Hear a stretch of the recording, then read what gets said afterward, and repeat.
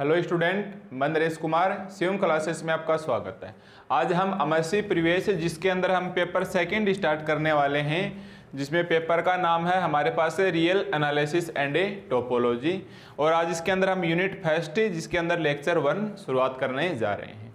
देखो, ये पेपर आप टोपोलॉजी के नाम से जानते हो और ये पेपर हमारे पास काफ़ी इम्पोर्टेंट पेपर है। ठीक है, ये इम्पोर्टेंट इसलिए है कि एक तो ये आपके सभी 5 पेपर के अंदर, जैसे हमारे पास डीजी है, डीई है, अलजेब्रा है, मैकेनिक्स है और टोपोलॉजी है, ये आपको सबसे हार्ड लगने वाला है।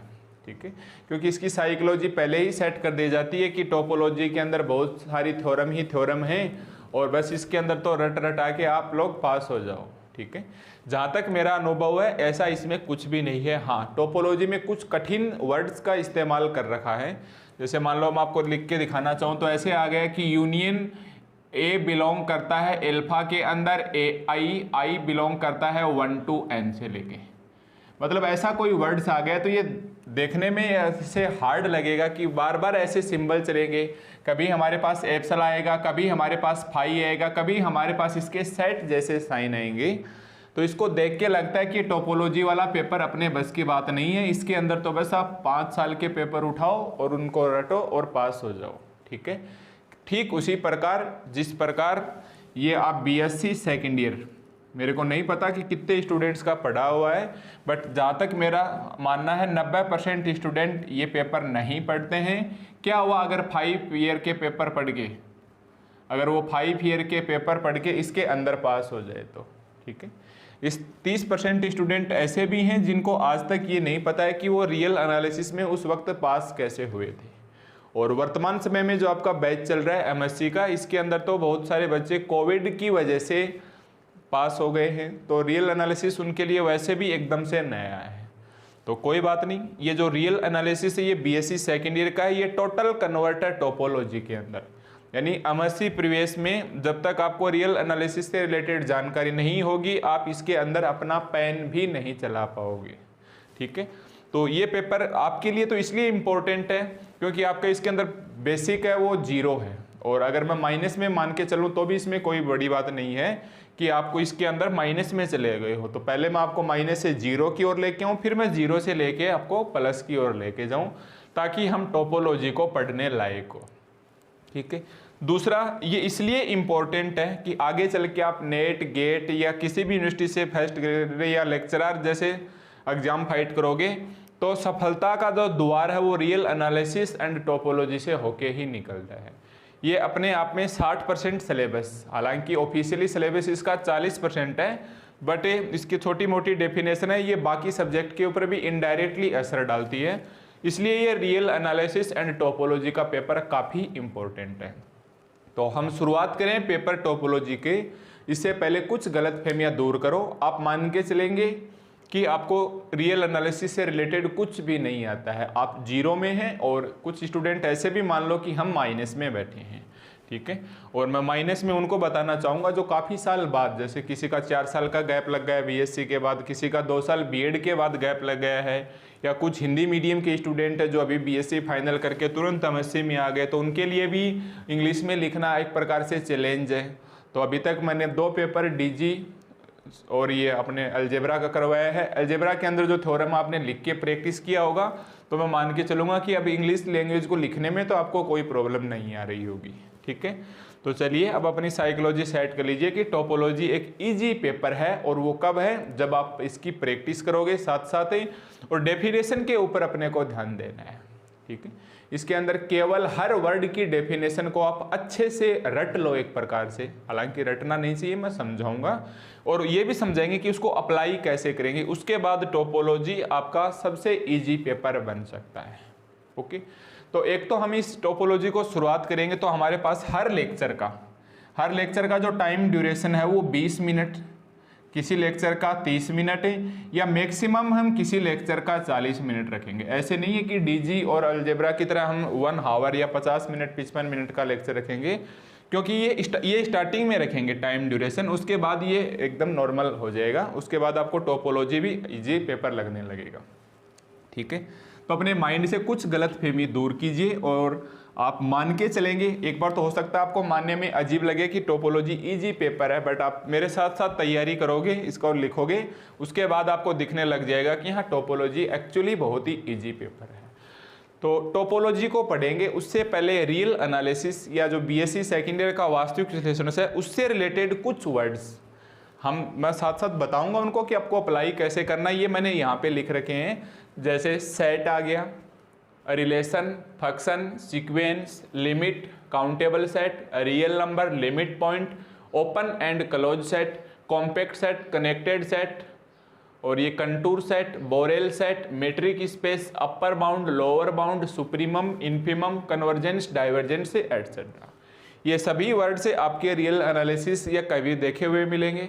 अगर कोई हिंदी मीडियम का स्टूडेंट रहा हुआ है तो उन्होंने जरूर ऊपरी परिबद्ध, निम्न परिबद्ध या उच्चक, निम्नक, अभिसारी, अपसारी या मेट्रिक स्पेस या बोरेल सेट या संवर्त, विवर्त, अंतराल, गणनीय, अगणनीय समुच्चय, संबंध, फलन वगैरह नाम सुने होंगे। ठीक है, तो ये कुछ वर्ड्स हैं हमारे पास। अब अगर मैं एक एक वर्ड्स को अभी बताने लग जाऊं कि ये सेट है, ये रिलेशन है, ये फंक्शन है, तो मेरे को कम से कम भी 4 से 5 घंटे का लेक्चर बनाना पड़ेगा, तब जाके इनके पूरे कॉन्सेप्ट क्लियर होंगे। और इतना टाइम आप लोगों के पास है नहीं और आपको देना भी नहीं चाहिए। ठीक है, क्योंकि आपको एक बार कुछ बच्चे तो मतलब कुछ बच्चे क्या 70% बच्चों की साइकोलॉजी ऐसे सेट है कि हमें एग्जाम में बढ़िया मार्क से पास होना है, तो आप तो सर इतना बता दो कि हमारा काम चल जाए, कंपटीशन की हम बाद में देख लेंगे। ठीक है, कोई बात नहीं, हम मान के चलेंगे कि आप कंपटीशन का बाद में देखेंगे। तो हम एक बार रेगुलर कोर्स के हिसाब से इस सिलेबस को पढ़ेंगे। तो सबसे पहले हम इसके अंदर छोटी छोटी बातें करें, उससे पहले एक नज़र हम अपने सिलेबस के ऊपर डालेंगे।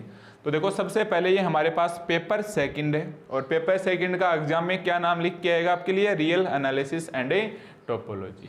ठीक है, और ये एमएससी एमए प्राइवेट और रेगुलर स्टूडेंट के लिए, और 4 यूनिवर्सिटी जैसे राजस्थान यूनिवर्सिटी है, शेखावाटी है, भरथरी यूनिवर्सिटी है, और ये हमारे पास है एमएसबी भरतपुर वाली यूनिवर्सिटी है। सभी का सिलेबस एक जैसा है, सभी में पेपर सेकंड है, और सभी के अंदर यूनिट सिस्टम भी सेम है।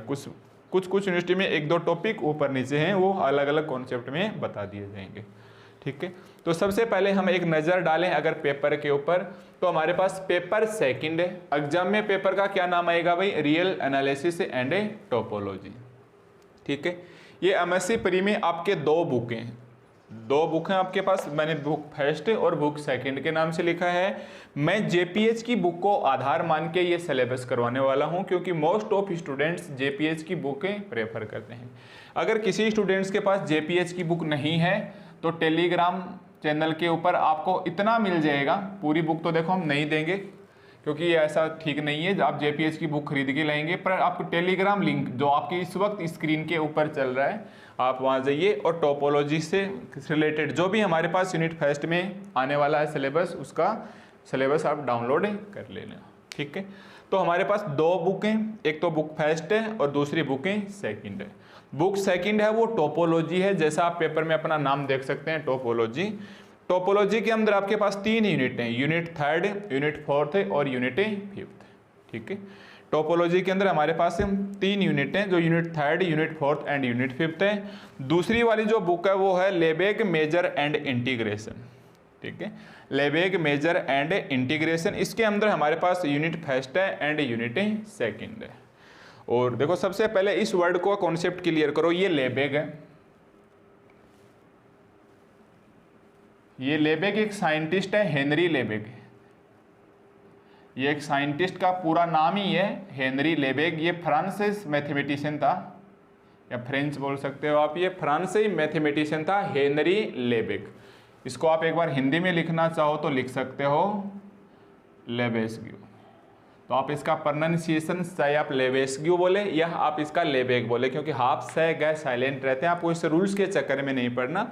ये एक साइंटिस्ट का नाम है हेनी लेबेग। ठीक है, कहीं इसके नाम के ऊपर ही बुक का नाम रख दिया गया, गोतर नेम के ऊपर, लेबेग मेथड या लेबेग मेजर एंड इंटीग्रेशन। और आपने जरूर बीएससी सेकेंड ईयर में अगर आपके ठीक से याद होगा तो आपने हेनरी बोरेल की थ्योरम पढ़ी थी। ठीक है, हेनरी बोरेल की थ्योरम और उसके वाइन-स्ट्रस थ्योरम वगैरह और उसकी स्टेटमेंट आप याद रखते थे। ये हेनरी यही है, हेनरी लेबेग एक ही नाम है। और ये बोरेल जो मैंने यहाँ लिख रखा है बीएससी सेकेंड ईयर के अंदर बोरेल सेट। ठीक है, तो काफ़ी सारे साइंटिस्टों ने आपसी रिसर्च के अंदर कुछ वर्ड्स दिए थे, कुछ डेफिनेशंस वगैरह। तो ये जो बुक है ये हमारे पास से एक फ्रांस से मैथमेटिशियन है लेबेग या लेवेस्क्यू, आपको जैसा अच्छा लगे बोल सकते हो। तो हमारे पास बुक फर्स्ट का नाम क्या हो गया, लेबेग मेजर एंड इंटीग्रेशन, जिसके अंदर हमारे पास यूनिट फर्स्ट है एंड यूनिट सेकेंड है। और जो दूसरी बुक है हमारे पास टोपोलॉजी, उसके अंदर हमारे पास यूनिट थर्ड है, यूनिट फोर्थ है एंड यूनिट फिफ्थ है। और आज हम कौन सी यूनिट स्टार्ट करने वाले हैं, यूनिट फर्स्ट, जिसमें हमारे पास लेक्चर 1 है। तो यहाँ तक तो चलो, ये तो वह हमारे पास सिलेबस से रिलेटेड कुछ जानकारी। आज हम स्टार्ट करेंगे यूनिट फर्स्ट। उससे पहले हम कुछ बातें एक बार टोपोलॉजी के बारे में बताना चाहेंगे। देखो सबसे पहले हमारे पास से टोपोलॉजी की डेफिनेशन क्या है। तो टोपोलॉजी की डेफिनेशन को आप एक बार ऐसे याद रखें, क्योंकि पेपर का नाम ही हमारे पास क्या है, एक प्रकार से टोपोलॉजी। तो टोपोलॉजी की डेफिनेशन वैसे तो हम यूनिट थर्ड में आएंगे तब इसको फिर से क्लियर करवाएंगे, पर एक बार इस लेबेग मेजर को पढ़ने के लिए आवश्यक है टोपोलॉजी के बारे में हमें कुछ बेसिक्स इंफॉर्मेशन होनी चाहिए। और इसकी डेफिनेशन हमारे पास क्या है, the family of open set, the family of a open set. इसकी डेफिनेशन हमारे पास क्या आ जाएगी, the family of open set on a metric space, on a metric space. आपको इसकी डेफिनेशन केवल इतनी सी याद रखनी है कि जब भी आपको कोई पूछे कि भाई टोपोलॉजी क्या होती है, तो आप क्या बोलोगे, the family of open set of a metric space, of a metric space. अब ये हमारे पास फिर से मैं बोलूँगा तो आपको अच्छा तो नहीं लगेगा, बट ये बीएससी सेकेंड ईयर से रिलेटेड है। मेट्रिक स्पेस क्या होता है, फिर हमारे पास आज हम सीखेंगे कि इनकी फैमिली आखिर होती क्या है। ओपन सेट बहुत बार नाम सुना होगा, या विवर्त अंतराल, ठीक है, ओपन इंटरवल बोलते थे आपको। और जहाँ तक मेरा अनुभव है आप केवल इतना जानते हैं कि ओपन इंटरवल क्या होता है, तो आप ऐसे बोलेंगे सर इसे ओपन ए बी से डिनोट किया जाता है। कोई बहुत ज़्यादा समझदार है वो इतना सा याद रखेगा कि इसकी डेफिनेशन उससे ऐसे होती है, अक्स बिलोंग करता है ए से बी के बीच में, और इसके अंदर ए और बी को हम शामिल नहीं करेंगे। ज़्यादा से ज़्यादा वो इसकी डेफिनेशन ऐसे बता सकता है। तो इससे रिलेटेड भी हम बहुत सारी गलतफहमियां दूर करेंगे ओपन सेट से। तो एक बार आप काम चलाने के लिए मानोगे कि टोपोलॉजी क्या है, तो आप टोपोलॉजी की डेफिनेशन को बोलेंगे the family of open set of a metric space. हालांकि मैं एक एक वर्ड का कॉन्सेप्ट धीरे धीरे क्लियर करूंगा। अभी इस लेक्चर में तो देखो क्लियर नहीं हो पाएगा, क्योंकि बहुत सारे वर्ड्स हैं, एक साथ क्लियर करवाने भी नहीं चाहिए। हम स्टेप बाय स्टेप इसके अंदर चलने वाले हैं, ठीक है। तो देखो सबसे पहले टोपोलॉजी की आप डेफिनेशन लिखोगे, इसके अंदर हमारे पास unit third, fourth and fifth. तो टोपोलॉजी की आप हेडिंग डालेंगे और लिखेंगे, इसी बुक के सामने लिख लेना, या टोपोलॉजी का डेफिनेशन क्या, the family of open sets of a metric space. इसके अंदर आप चाहो तो गोले लगा सकते हो कि फैमिली, ओपन सेट और मेट्रिक स्पेस, इसका कॉन्सेप्ट आपको आगे चल के क्लियर करवाया जाएगा, ठीक है। अब आ जाओ अपने यूनिट फर्स्ट के ऊपर। देखो सबसे पहले अगर हम बात करें यूनिट फर्स्ट का, तो बुक का नाम आपके पास क्या हो गया भाई, लेबेग मेजर एंड इंटीग्रेशन, ठीक है। तो बुक का नाम हमारे पास क्या हो गया भाई, लेबेग मेजर एंड इंटीग्रेशन। तो आपके पास दो बुक दे रखी हैं, आपके पास देखो दो बुक दे रखी हैं, लेबेग मेजर एंड इंटीग्रेशन, और दूसरी बुक हमारे पास क्या है, टोपोलॉजी। दूसरी बुक हमारे पास क्या है भाई, टोपोलॉजी। ये दोनों ही जेपीएच की बुक में, चाहे आप इसका चैप्टर 1 देखोगे या फिर आप टोपोलॉजी वाली बुक का चैप्टर 1 देखोगे, दोनों ही बुक के अंदर जेपीएच की जो बुक है, देखो दोनों ही बुक के अंदर जो जेपीएच की बुक है, दोनों ही बुक में चैप्टर 1 है, और चैप्टर 1 का नाम है प्रीलिमिनरी, ठीक है। प्रीलिमिनरी यानी प्रारंभिक अवस्थाएं। एक तो देखो प्राइमरी होता है, प्राइमरी का मतलब होता है प्राथमिकी, किसी भी चीज़ को हम प्राथमिकी देंगे, ठीक है। जैसे मान लो अपन 3 लोग जा रहे हैं और बहुत ज़्यादा प्यास लगी है, अपने साथ एक छोटा बच्चा, तो हम सबसे पहले किसको पानी पिलाना चाहेंगे, छोटे बच्चे को, यानी उसको प्राथमिकता दी जाएगी। एक तो प्राइमरी होता है, दूसरा होता है प्रीलिमिनरी। प्रीलिमिनरी मतलब होता है प्रारंभिक ज्ञान। प्रीलिमिनरी का मतलब क्या होता है, हमारे पास एक प्रकार से प्रारंभिक ज्ञान, ठीक है। तो दोनों ही बुक के अंदर चैप्टर 1 है, प्रीलिमिनरी यानी प्रारंभिक ज्ञान, और यही टॉपिक लिख रखे हैं। दोनों बुक के अंदर सिंबल को अलग अलग लिया गया है। जैसे मान लो इसके अंदर सेट को अक्स माना गया है, फैमिली को एफ माना गया है, तो इसके अंदर सेट ए माना गया है और फैमिली को small S belong capital S माना गया है। दोनों बुक में ये प्रीलिमिनरी को अलग अलग सिंबल मानने का तात्पर्य ये है कि आपका बेसिक कॉन्सेप्ट एक बार क्लियर हो जाए। और देखो प्रीलिमिनरी का मतलब क्या होता है, प्रारंभिक ज्ञान। प्रारंभिक ज्ञान को आप इस प्रकार से समझेंगे, जैसे मान लो आपको एक गाड़ी चलानी है, ठीक है, हम क्या करेंगे, मान के चलेंगे आपको गाड़ी चलानी सीखनी है। तो अगर आपको ये बताओ कि पहले दिन ही आपको ये बता दिया जाए कि देखो इसका इंजन कैसे काम करता है, इंजन के अंदर ये प्रोसेस होती है, ये सापट होती हैं, ये रोड वगैरह होती हैं और ये इसका कार्बोरेटर होता है, यहाँ से इसका धुआं आएगा, तो बताओ आप क्या कभी गाड़ी चलाना सीख पाओगे? नहीं, कभी भी आप गाड़ी चलाना नहीं सीख पाओगे। अगर आपको गाड़ी चलाना है तो पहले दिन तो ये सिचुएशन क्लियर रहेगी कि आप गाड़ी का गियर कैसे डालेंगे, ठीक है। सबसे पहले सिचुएशन तो क्या रहेगी कि आप गाड़ी का गियर कैसे डालेंगे, जो आते हैं ना 1 2 3 4 5 और एक रिवर्स का आता है कि किस साइड में लेके जाओगे और क्लच कैसे दबाना है। यानी प्रारंभिक में आपको 3 चीज़ें सीखनी है, गियर और एक क्लच बोल सकते हैं, क्लच है, और तीसरा आपको स्टीयरिंग को कैसे कंट्रोल करना है, ठीक है। इसके बाद आपको जब तक आपको गियर डालने का ही पता नहीं होगा तब तक आपको देखो गाड़ी को नहीं चला सकते। फिर गाड़ी को स्टार्ट कैसे करेंगे, क्लच कब लेना है, क्लच कब नहीं लेना है, तो ये हमारे पास क्या कि सबसे पहले प्रारंभिक ज्ञान आएगा। फिर धीरे धीरे इसका क्या होगा, आप गाड़ी 1 किलोमीटर चलाओगे, 2 किलोमीटर चलाओगे, बार बार आपसे गाड़ी बंद होगी, कभी ब्रेक लगेंगे कभी ब्रेक नहीं लगेंगे। इसके बाद एक टाइम के बाद 5 दिन 7 दिन 10 दिन 15 दिन के बाद आपके कोई दिक्कत नहीं आने वाली, आप आराम से गाड़ी को चला पाओगे। फिर धीरे धीरे बहुत ज़्यादा जानकारी इंजन के अंदर प्रोसेस क्या है उससे हमें कोई लेना देना ही नहीं है, तो उससे आपको कोई लेना देना नहीं है, बट आपके पास प्रारंभिक ज्ञान होना चाहिए।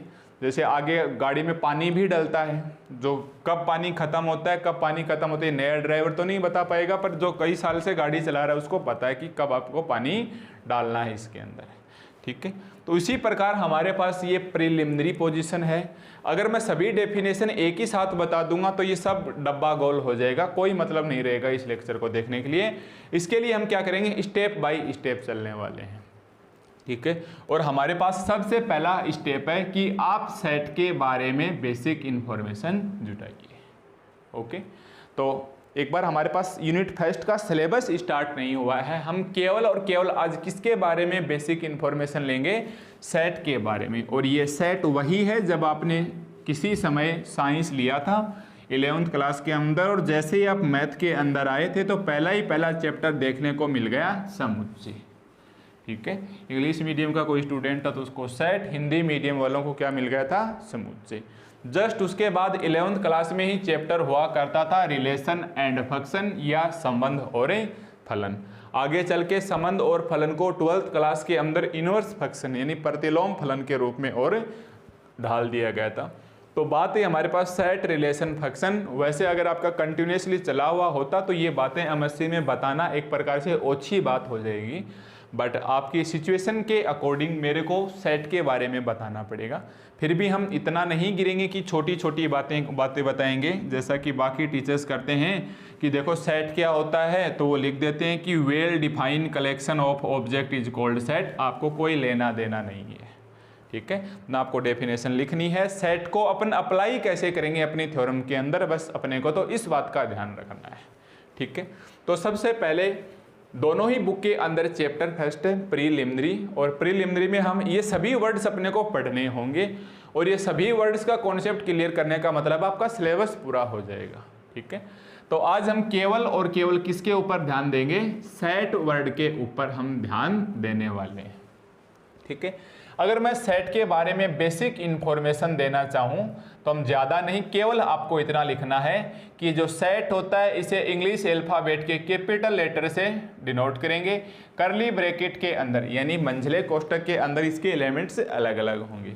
किसी को भी लिखने की ज़रूरत नहीं है कि well defined collection of object is called set, ये वो सेट है, फलाना सेट है। आपको केवल अप्लाई कैसे करना है, ठीक है।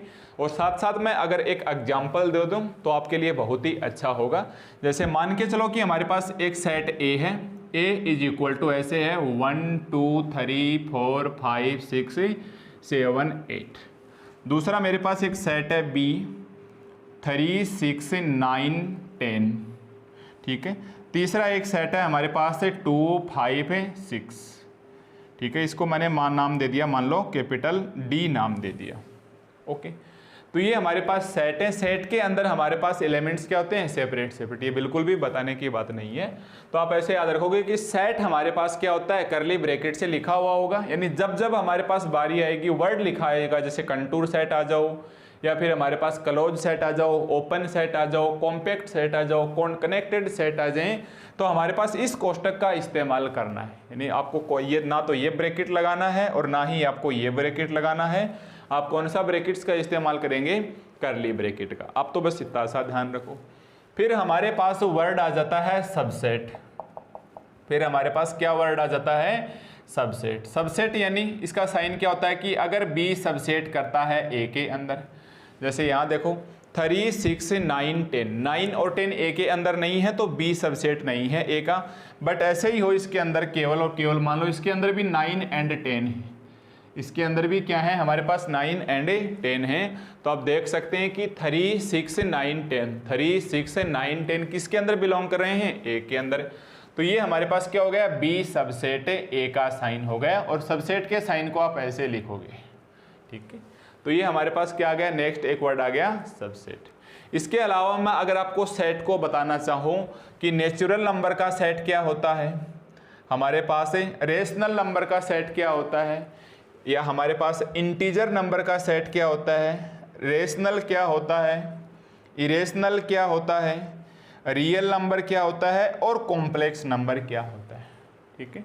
अगर मैं आपको लिखना चाहूँ, ये हालांकि आपको पता है ये n क्या है, set of natural number, set of integer number, set of rational number, set of irrational number, set of real number and set of a complex number, ठीक है। आप एक बार फिर से आप बैक करके सुन सकते हैं कि n क्या है, हमारे पास है नेचुरल नंबर का सेट है, और आपको पता है नेचुरल नंबर कहाँ से स्टार्ट होते हैं, 1 2 से लेके n तक, ठीक है। तो आप क्या लिखोगे इधर, एक तो हमारे पास है नेचुरल नंबर का सेट, दूसरा हमारे पास क्या आ जाएगा, इंटीजर जिसको जेड भी बोलते हैं और आई से भी डिनोट करते हैं, तीसरा हमारे पास क्या आ जाएगा, रेशनल यानी परिमेय संख्याओं का समुच्चय, नेक्स्ट आ जाएगा हमारे पास है इरेशनल, इसके बाद आ जाएगा हमारे पास है रियल, एंड इसके बाद आ जाएगा हमारे पास है कॉम्प्लेक्स नंबर, ठीक है। अब आप एमएससी प्रीवियस में हो, जब जब आपको सेट की बारी लिखने की आए तो आप एन के एक ऐसे और लगा देना, मतलब ये क्या कहलाएगा, set of a natural number. ये क्या कहलाएगा, set of a natural number या प्राकृतिक संख्याओं का समुच्चय। जेड को आप सिंपल जेड नहीं लिख के आप ऐसे बोलोगे जेड ऐसे, ये क्या कहलाएगा हमारे पास इंटीजर, या फिर आप आई को कैसे लिखोगे, इस प्रकार से, ठीक है। ये हमारे पास क्या आ जाएगा, इंटीजर यानी पूर्णांक नंबरों का समुच्चय, जो -3 -2 -1 0 1 2 3 से स्टार्ट होता है। ठीक इसी प्रकार ये परिमेय, इसको आप ऐसे लिखोगे रेशनल, इसको हम क्या लिखेंगे, रेशनल, इसको भी अपन क्या लिखेंगे, क्यू नोट, ये बन जाएगा अपरिमेय, इरेशनल, इरेशनल, और ऐसे आर लिखेंगे तो ये रिलेशन का सिंबल माना जाएगा, इसलिए आप इस आर को ऐसे लिख देना, ये कैपिटल आर, और इसके पीछे ऐसे लगा देना, ये set of a real number, ये क्या आ जाएगा, सेट ऑफ रियल नंबर या वास्तविक संख्याओं का समुच्चय। और एक हमारे पास क्या आ जाएगा, कॉम्प्लेक्स नंबर, ऐसे तो सी माना जाएगा, इसको ऐसे लिख देना, ये हमारे पास क्या आ जाएगा, set of a complex number, और आपको पता है कॉम्प्लेक्स यानी a + आयोटा b, ठीक है। तो ये हमारे पास क्या आ गए, सेट आ गए। आपको पता है n की वैल्यू 1 2 से लेके स्टार्ट है। एक आता है हमारे पास कैपिटल W, पूर्ण संख्याओं का समुच्चय, जिसको अपन ऐसे बोलेंगे ये W है, ठीक है, जिसको इंग्लिश में बोलते हैं होल नंबर का set of a whole number. तो ये हमारे पास सिंबल हैं। अब आपके पास मान लो किसी थ्योरम में ये सिंबल आ गया, जेड के ऐसे लगा दिया, ओब्लिक आई के ऐसे लगा दिया, अब आप तो कंफ्यूज हो जाओगे, पता नहीं है क्या पूछना चाह रहा है। तो है कुछ भी नहीं, केवल इनके वर्ड से हार्ड कर दिए गए हैं दिखने के अंदर। ये जो इनके नोटेशन है, इनकी लैंग्वेज थोड़ी सी हार्ड है, बाकी थ्योरम बहुत ही ईजी है, ठीक है। बाकी हमारे पास थ्योरम बहुत ही क्या है, ईजी है, ऐसा कोई दिक्कत नहीं है कि आप लोग इसे नहीं कर पाओगे, ठीक है। तो एक वर्ड आ गया हमारे पास सेट, ये हमारे पास किसका साइन है, सबसेट का साइन है। इसके अलावा देखो मैं तीन छोटे छोटे, मैं लिखूंगा नहीं कि यूनियन ऑफ सेट, आप खुद ही समझ जाओगे कि ये क्या है, union of set, intersection of set, intersection of set, difference of set. देखो ये सारी बातें काम में आने वाली हैं, और जो हम यूनिट के अंदर काम में आने वाली है उसको मैं अलग से इंपॉर्टेंट लगा के लिख दूंगा। तो हमारे पास क्या होता है, a union b, a intersection b, a minus b और ए क्रॉस बी। ऐसा शायद ही कोई स्टूडेंट हो जिसका ये कभी ना कभी नहीं निकाला हुआ हो। ठीक है, तो ये हमारे पास क्या है, union of set, intersection of set, difference of set, और ये कार्टेशियन प्रोडक्ट बोलते हैं। और ये कार्टेशियन प्रोडक्ट तब तक नहीं होगा जब तक हम इस रिलेशन को पढ़ नहीं लेंगे। बट अपने को इसके इतिहास में नहीं जाना है, केवल इसकी अपने को थ्योरम में अप्लाई कैसे करना है इसके लिए आप डेफिनेशन याद रखेंगे। तो देखो इस सेट से रिलेटेड है, यूनियन सेट तो हमेशा ब्रैकेट्स कौन सा आएगा, करली ब्रैकेट यानी मंझला कोष्ठक। इसके लिए क्या लिखेंगे, अक्स सच दैट अक्स बिलोंग करती है कैपिटल ए में और अक्स बिलोंग करता है कैपिटल बी के अंदर। ए इंटरसेक्शन बी में हमारे पास क्या आ जाएगा, अक्स बिलोंग करता है ए के अंदर, और की जगह आप लगाओ एंड, अक्स बिलोंग करता है बी के अंदर। ठीक है, ए डिफरेंस बी का मतलब क्या हो गया कि अक्स सच दैट अक्स बिलोंग करता है ए के अंदर। सेम डेफिनेशन लिखोगे, बस इसमें लिख देना अक्स डज नॉट बिलोंग करता है बी के अंदर, यानी जिसके पीछे माइनस लगा हुआ है उसको आप कैंसिल कर देना। ए क्रॉस बी का मतलब क्या होता है, ऑर्डर्ड पेयर के रूप में आएंगे। आगे चल के बताएंगे कि ऑर्डर्ड पेयर या क्रमित युग्म क्या होता है। सच दैट, या आप ए बी की बजाय चाहो तो आप अक्स वाई भी लिख सकते हो, अक्स इंटू वाई। फर्स्ट पोजीशन पे लिखा वो फर्स्ट पोजीशन में जाएगा, एंड लगेगा। सेकंड पोजीशन पे जो लिखा हुआ है वाई वो सेकंड यानी बी के अंदर बिलोंग करेगा, वाई बिलोंग करेगा बी के अंदर। ठीक है, तो याद रखना यूनियन के और लगेगा, बाकी सभी में एंड आएगा। इंटरसेक्शन है सिंपल, माइनस बी लग गया तो हम बी को कैंसिल कर देंगे। ए क्रॉस बी का मतलब ये ऑर्डर्ड पेयर के अंदर आ जाएगा। अब मेरे को इस एग्जांपल में नहीं बताना चाहिए कि इसका ए यूनियन बी क्या होगा, ए इंटरसेक्शन बी क्या होगा, ए डिफरेंस बी क्या होगा, ए क्रॉस बी क्या होगा। ठीक है, शायद मैं ऐसे मानूंगा कि ये आप लोगों को अच्छे से आ रहे हैं, ऐसा बताऊंगा तो ये मूर्खता के अलावा और कुछ भी नहीं होगा, क्योंकि अब हम ऐसे ही कर रहे हैं। इतनी जानकारी तो आपके पास ज़रूर होनी चाहिए और काम चलाओगे इससे कि ये डेफिनेशन है, हम इन डेफिनेशन को कहीं भी अप्लाई करेंगे। ठीक है, तो ये हमारे पास सेट है, सबसेट है, ये union of set, intersection of set, difference set of, और ये प्रोडक्ट सेट बोलते हैं। इसके अलावा हमारे पास आएगा एक वर्ड डिसजॉइंट सेट, जिसको हिंदी में असंयुक्त बोलते थे भाई। डिसजॉइंट सेट का मतलब ए और बी के अंदर एक भी अवयव कॉमन नहीं आना चाहिए, तो हम क्या बोलेंगे, a intersection b is equal to phi. तो ये मेरे पास क्या बन जाएगा, डिसजॉइंट सेट। अब आपको पता है फाई क्या होता है, हमारे पास है एम्प्टी सेट। एम्प्टी को कभी कभी नल सेट बोल देते हैं, या थ्योरम में आपको हार्ड लैंग्वेज बनाने के लिए वॉइड वर्ड का भी इस्तेमाल हो जाएगा, वॉइड सेट। इसका मतलब क्या है, या तो फाई है और या फिर हमारे पास ऐसे खाली छोड़ोगे। अगर आपने गलती से ऐसे लगा दिया कि ये फाई ऐसे है तो ये एम्प्टी सेट नहीं रहेगा भाई, ये सिंगल सेट बन जाएगा, एकल समुच्चय। तो ये बन जाएगा हमारे पास है सिंगलटन सेट। ये भी आपका जरूर पढ़ा हुआ है कि सिंगलटन सेट क्या होता है, जिसके अंदर ओनली वन एलिमेंट हो, ओनली वन एलिमेंट हो, चाहे ये हो चाहे आप इस एग्जाम्पल को ले सकते हैं। ठीक है, तो एम्प्टी हमेशा या तो फाई रहेगा या फिर हमारे पास इस प्रकार से ब्रैकेट लगा के इसके अंदर कुछ भी नहीं आपको लिखना है। ठीक है, तो ये हमारे पास हो गया सिंगलटन सेट। इसके अलावा मैं एक वर्ड और बता देता हूं, पावर सेट। घात समुच्चय आपका जरूर पढ़ा हुआ है। पावर सेट क्या होता है, तो पावर सेट को हम P पावर ऑफ ए से डिनोट करते हैं। पावर सेट को हम क्या करते हैं, पावर ऑफ ए से डिनोट करते हैं। और इसको आप ऐसे समझो कि जैसे एक एग्जाम्पल है, यहाँ लिख लेता हूँ मैं। एग्जाम्पल में जैसे हमारे पास क्या आ गया, a is equal to 1 and 2, या a एंड b ले लो, आपकी 2 एलिमेंट्स हैं आपके पास a एंड b, तो इसके पावर सेट क्या कहा जाएगा, collection of all subset. Power set की डेफिनेशन क्या लिखेंगे, a set of collection of all subset, collection of all subset, ये डेफिनेशन आपको ध्यान में रखनी है, शुरुआत में हम यहीं से काम में लेंगे। Collection of all subset of a set is called power set, is called power set.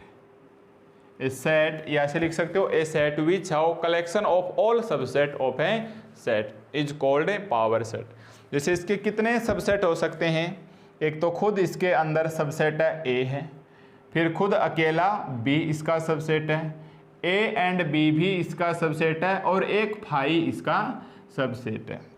और इसके फिर से किसका साइन लगा लेंगे, एक सेट का साइन लगा लेंगे, तो ये हमारे पास क्या कहलाएगा, पावर सेट कहलाएगा। ठीक है, याद करो जब ऐसे लिखते थे कि if n of a is equal to 2, जैसे यहाँ 1 एंड 2 आ गए तो पावर ऑफ ए में कितने आ जाएंगे, 2 की पावर n, तो n की जगह कितने रखेंगे 2, तो ये 2 की पावर 2 कितने आ जाएंगे 4, 1 2 3 एंड 4। तो ये हमारे पास पावर सेट की डेफिनेशन है। तो आप स्क्रीन के ऊपर एक बार लिखे हुए हर एक वर्ड्स को एक बार आप फिर से पढ़ेंगे। ये जो दोनों ही चैप्टर के अंदर प्रीलिमिनरी के जो रिलेटेड हैं, मैं बता रहा हूँ एक साथ सभी पढ़ोगे तो आप खुद इतना कंफ्यूज हो जाओगे और इतना बोर हो जाओगे कि टोपोलॉजी है उससे भी ज़्यादा हार्ड लगने लग जाएगी। इसलिए हम इसके बारे में कुछ भी बात नहीं करने वाले, केवल और केवल आज हम इस सेट के बारे में और इस सेट से रिलेटेड हमारे पास एमएससी प्रीवियस में यूनिट फर्स्ट में कितना हिस्सा है उसको काम में लेंगे। ठीक है, तो यहाँ आपको स्क्रीन के ऊपर जो दिखाई दे रहा है कि सेट है करली ब्रैकेट से, सबसेट के ये साइन होते हैं, ये whole, natural, integer, rational, irrational, complex and real, ये union, intersection, difference and power या कार्टेशियन प्रोडक्ट। इसके अलावा हमारे पास disjoint set, empty set, singleton set, power set. Power set को थोड़ा सा आपने ध्यान में रखना। ठीक है, तो ये कुछ डेफिनेशन है, ये आप साथ साथ इसको लिखते रहिए। ओके, अब देखो हम नेक्स्ट जो डेफिनेशन देखेंगे वो है हमारे पास एक कॉम्प्लीमेंट ऑफ ए सेट, और यहाँ से आप इंपॉर्टेंट लगा के हेडिंग डालोगे। हेडिंग क्या है हमारे पास, एक complement of a set, complement of a set. यहाँ से आपके क्या कि सिलेबस एग्जाम का स्टार्ट होगा, और सेट को नाम दे देते हैं ऑफ सेट कैपिटल ए। ठीक है, यहाँ से अपना सिलेबस स्टार्ट होगा, तो आप इसको नोट करो एक बार। अब देखो हमारे पास सबसे पहला जो इम्पोर्टेंट टॉपिक है ये क्या आ गया हमारे पास है, कॉम्प्लीमेंट ऑफ ए सेट। ठीक है, आप एक बार हेडिंग डालेंगे कॉम्प्लीमेंट ऑफ सेट, फिर दूसरी डेफिनेशन आ जाएगी हमारे पास है union of family, union of family, union of family, intersection of family, intersection of family. ठीक है, इसके अलावा हमारे पास आ जाएगा इंडेक्स सेट, इंडेक्स सेट। इसके बाद हमारे पास आ जाएगा इंडेक्स सेट, और फिर हम रिलेशन पढ़ेंगे। और रिलेशन किस किस के बीच में आएगा, रिलेशन एक तो हमारे पास कॉम्प्लीमेंट के, कॉम्प्लीमेंट, एक हमारे पास यूनियन, और एक हमारे पास इंटरसेक्शन, एक हमारे पास है इंटरसेक्शन। इनके बीच में हम रिलेशन पढ़ेंगे। और जैसे ही हम पढ़ लेंगे कि कॉम्प्लीमेंट हमारे पास क्या होता है, union of family, intersection of family, index set है, और relation between complex union and intersection, तो उसके बाद हम तैयार हो जाएंगे यूनिट फर्स्ट को पढ़ने के लिए। ठीक है, तो ये मैं आपको सब नेक्स्ट लेक्चर के अंदर बताऊंगा, क्योंकि आप एक बार इतना सा पढ़ के, हालांकि इसमें बहुत ही कम जानकारी थी, बट जितनी जानकारी थी उसको आप एक बार 11th क्लास की हेल्प से या ज़रूर इसके आप कहीं ना कहीं यूनियन सेट, इंटरसेक्शन सेट के बारे में आप पढ़ने वाले हैं। ठीक है, अब हम क्या करते हैं कि आपको यूनिट फर्स्ट का सिलेबस बताते हैं। जो यूनिट फर्स्ट का जो सिलेबस है, यूनिट फर्स्ट तो सबसे पहले समझ गए होंगे। इसके लिए हमारे पास बुक कौन सी आएगी, लेबेग मेथड, लेबेग मेजर एंड इंटीग्रेशन, इसके अंदर हमारे पास बुक कौन सी है यूनिट फर्स्ट के अंदर, लेबेग मेजर एंड इंटीग्रेशन। और इसका जो सिलेबस है, इसका जो सिलेबस है आप एक बार स्क्रीन के ऊपर देख सकते हैं। और ये सिलेबस मैंने ब्लू टिक से कर रखा है कि algebra and algebra of sets, algebra generated by a class of subset, Borel set, Lebesgue measure of set of real number, measurability and measure of set, existence of non measurable set. यानी यहाँ तक मैंने जो blue line से टिक कर रखा है, यहाँ तक आपको एक क्वेश्चन कंप्लीट मिल जाएगा, वो भी विद मिक्सिंग। मिक्सिंग होगी तो भी आपको यहाँ तक एक क्वेश्चन कंप्लीट हो जाएगा। ठीक है, ये तो था हमारे पास है सिलेबस।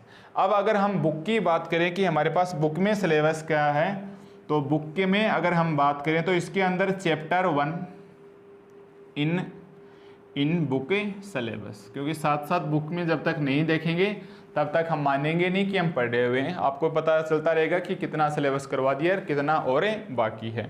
तो बुक के अंदर हमारे पास चैप्टर 1 एंड चैप्टर 30। ठीक है, चैप्टर 1 एंड चैप्टर 3। चैप्टर 1 के अंदर आप डायरेक्ट पेज 24 के ऊपर आओगे। आप डायरेक्ट पेज 24 के ऊपर एक टॉपिक है 1.6, टॉपिक है हमारे पास 1.6 जिसका नाम है algebra of sets, algebra of sets. इससे रिलेटेड हमें 2 थ्योरम करनी है। इससे रिलेटेड हमारे पास एक थ्योरम है 1.27 की, एक थ्योरम है हमारे पास 1.28 की, और एक खुद इसकी डेफिनेशन। यानी छोटा सा लेक्चर रहेगा इसका। एक तो क्या है इसके अंदर डेफिनेशन है और 2 छोटी छोटी थ्योरम है, प्लस चैप्टर 3 है वो कंप्लीट करना होगा। ठीक है, जो चैप्टर 3 है वो हमारे पास बिल्कुल क्या करना होगा, अपने को कंप्लीट करना होगा। और ये अपने पास बुक रहने वाली है लेबेग मेजर की, और ये हमारे पास बुक रहने वाली है टोपोलॉजी की। ठीक है, ये हमारे पास यूनिट फर्स्ट एंड सेकंड है, और इस टोपोलॉजी की बुक से ये JPH राइटर्स की बुक है। तो जो हमारे पास इसके अंदर चैप्टर 3 है, ये हमारे पास नाम क्या हो जाएगा, यूनिट का मेजरेबल सेट। चैप्टर 3 का नाम क्या है, मेजरेबल सेट। यानी एक प्रकार से जो हमारे पास यूनिट फर्स्ट है इसके अंदर अधिकांश जो पार्ट है, यानी ये 100% ही मान के चलो, इसके अंदर ये तो कुछ अथवा में जुड़े हुए हैं 1.7 1.28 है।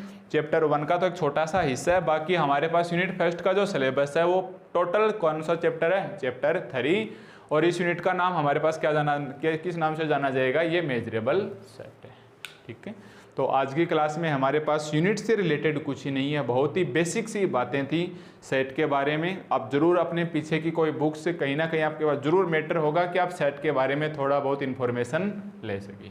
ठीक है, अब जैसे ही हम नेक्स्ट लेक्चर में आएंगे, यहाँ से हमारे पास काम का टॉपिक स्टार्ट हो जाएगा, जिसको तुरंत हम यहाँ काम में लेंगे। थ्योरम 1.7 1.28 एलजेब्रा ऑफ सेट की डेफिनेशन के अंदर कि कॉम्प्लीमेंट ऑफ सेट क्या होता है, union of family, intersection of family, index set है, और इनका आपस में रिलेशन क्या है, और इन तीनों का आपस में रिलेशन क्या है, इसके बारे में जैसे ही हम कंप्लीट सूचना ले लेंगे कि यह हमारे पास परिभाषाएं होती हैं, तो तुरंत हम अपनी यूनिट फर्स्ट पढ़ने के लिए तैयार हो जाएंगे। ठीक है, तो आज के लेक्चर में कुछ खास नहीं, बस टोपोलॉजी से रिलेटेड कुछ बेसिक बातें, जो कुछ गलत फहमी जो आप पाल के बैठे थे उसको मैं कोशिश करूंगा कि धीरे धीरे आपको दूर कर दिया जाए। ठीक है, तो अब मिलते हैं आपको जस्ट नेक्स्ट लेक्चर में। और यह टाइम ड्यूरेशन हम 30 मिनट के आसपास, 20 मिनट 30 मिनट 40 मिनट से ज़्यादा बिल्कुल भी नहीं रखने वाले हैं। ओके, तो अब आपको मिलते हैं नेक्स्ट लेक्चर में।